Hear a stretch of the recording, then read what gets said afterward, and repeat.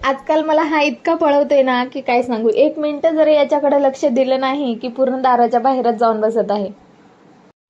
आज मी थोडं लवकरच आवरून घेतले होते. आंघोळ वगैरे करून घेतली, पूजा वगैरे केली, स्वयंपाक पण झाला होता. पिल्लूच्या पप्पाला डब्बा पण बांधून दिला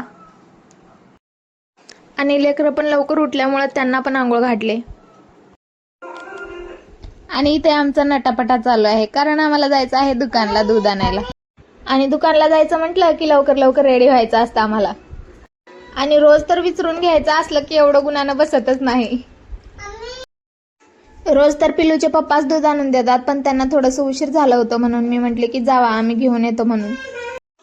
बघा बरं, आम्ही इथे मस्तपैकी पावडर वगैरे लावून छान छान दिसत आहे. आता जायचं आहे आम्हाला दुकानला.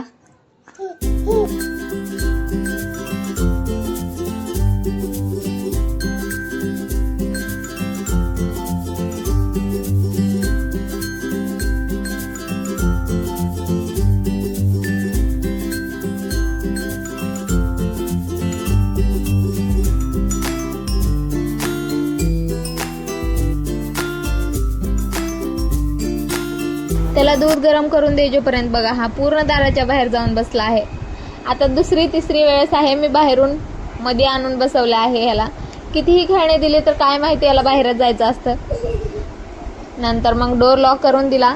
मी माझ्यासाठी थोडासा उपमा बनवला, पिल्लूला भात फ्राय करून दिला कारण तो उपमा खात नाही, त्यामुळं त्याला थोडीशी डाळिंब सोलून दिली आणि त्याला डाळिंब खूपच आवडते.